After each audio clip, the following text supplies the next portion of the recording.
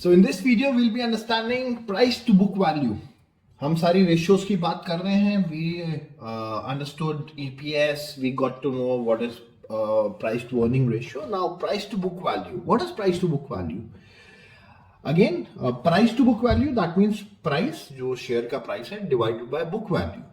But what is the significance? Knowing the ratio, we should understand what is the book value.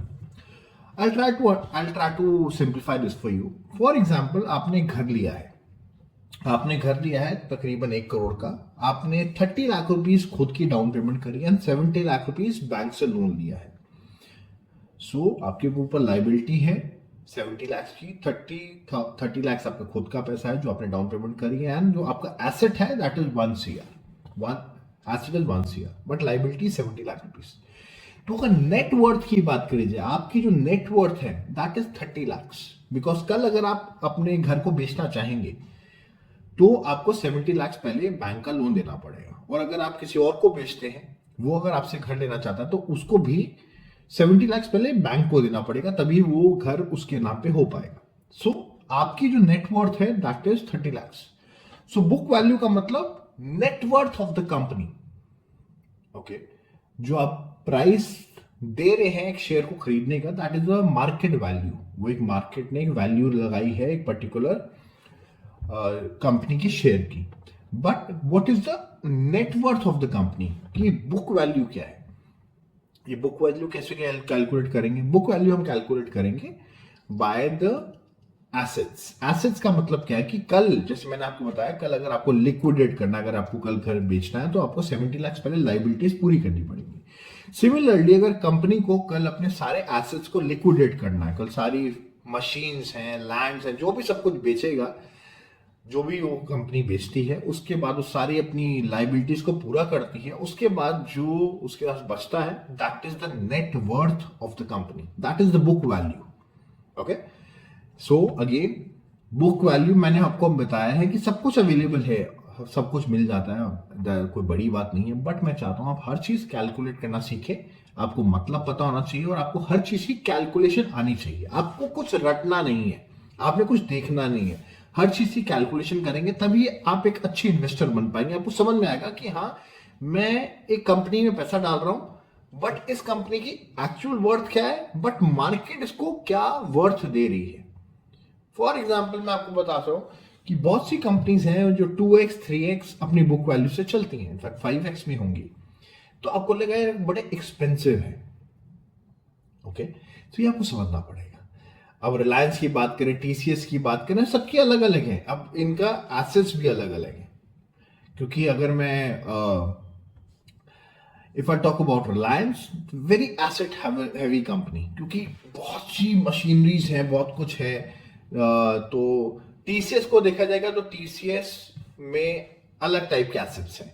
सो आपको ये भी समझना पड़ेगा कि किसकी बुक वैल्यू कितनी ज्यादा एक्सपेंसिव है और कितनी नहीं है. तो हमको नेट वर्थ जानना बहुत इंपॉर्टेंट है, क्योंकि कई बार क्या होता है, एक स्टॉक प्राइस है वो 35 टाइम्स अपने बुक वैल्यू के चल रहा होता है, तो that is a dangerous sign. आपको समझना पड़ेगा नेट वर्थ.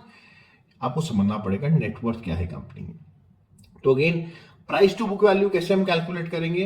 प्राइस जो कंपनी का है डिवाइडेड बाय बुक वैल्यू. और बुक वैल्यू कैसे कैलकुलेट होगी? बुक वैल्यू हमको टोटल नंबर ऑफ शेयर्स पता होना चाहिए कि कितने शेयर्स हैं, और शेयर्स को हम डिवाइड करेंगे टोटल एसेट्स जो रिजर्व्स हैं और जो शेयर कैपिटल है. राइट, अगर मैं आपको सिंपल सी भाषा में बताऊं तो जो बैलेंस शीट में अगर आप जाएंगे तो जो शेयर्स कैपिटल है एंड जो रिजर्व्स हैं उनको अगर आप सम कर देंगे, राइट, दैट आर द उनको सम करेंगे and divided by total number of shares, तो आपकी बुक वैल्यू आ जाएगी और एक शेयर की. अब उसको प्राइस टू बुक वैल्यू करेंगे तो आपका प्राइस टू बुक वैल्यू आ जाएगा. हम किसी को भी अगर करके देखते हैं, अगर आप how to calculate price to book value, and मैं आपको दोबारा बता दूं, प्राइस टू बुक वैल्यू का मतलब क्या है? Net worth of the company. Yes, net worth of the company, यानी कंपनी जितनी भी अपनी लाइबिलिटीज को पूरा करेगी उसके बाद जो भी कंपनी के पास रह जाएगा that will be the net worth. तो let's calculate price to book value of a company. Price to book value we will calculate, right. Okay, उसके लिए हम क्या करेंगे, सबसे पहले हम करेंगे टीसीएस का निकालते हैं, price to book value TCS का। तो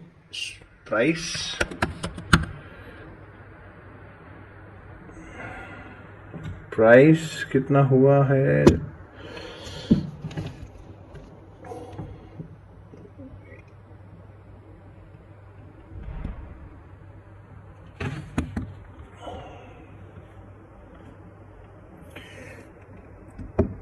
प्राइस है दैट इज 3216। Okay, right. अब हम मार्केट कैप देखते हैं। मार्केट कैप कितनी है, market cap is 1176,569,7 1 2 3 4 5 6 7। Okay, right.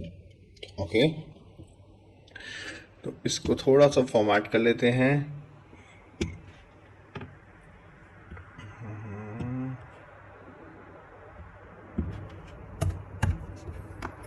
Right, so here you are। अब हम मानेंगे total number of shares, total number of shares.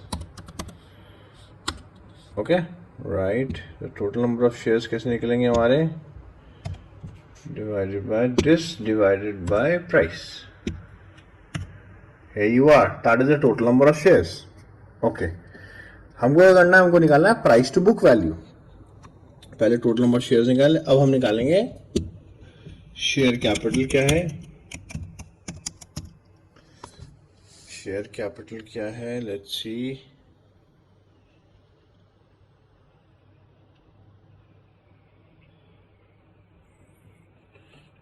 Three six six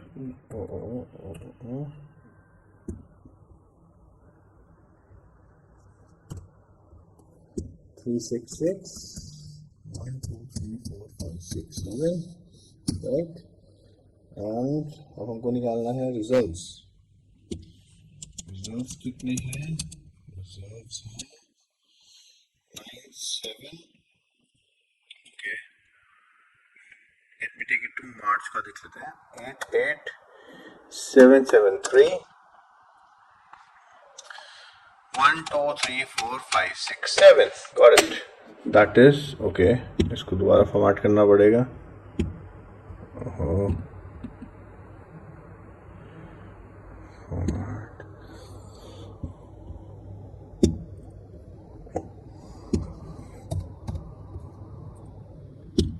so here you are।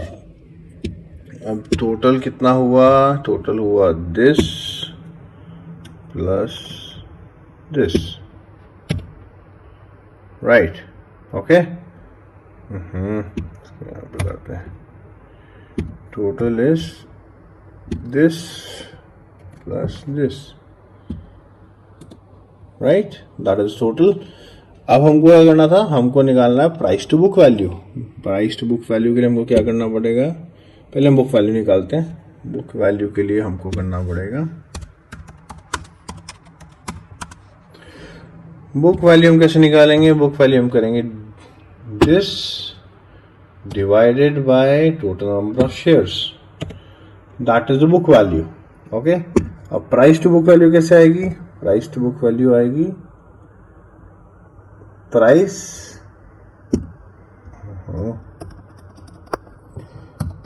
To book value कैसे आएगी, price क्या है, price ये है, बुक वैल्यू क्या है, बुक वैल्यू ये है, and that will be the price to book value, यानी कि 13.19 और around 14 rupees price to book value of TCS, right.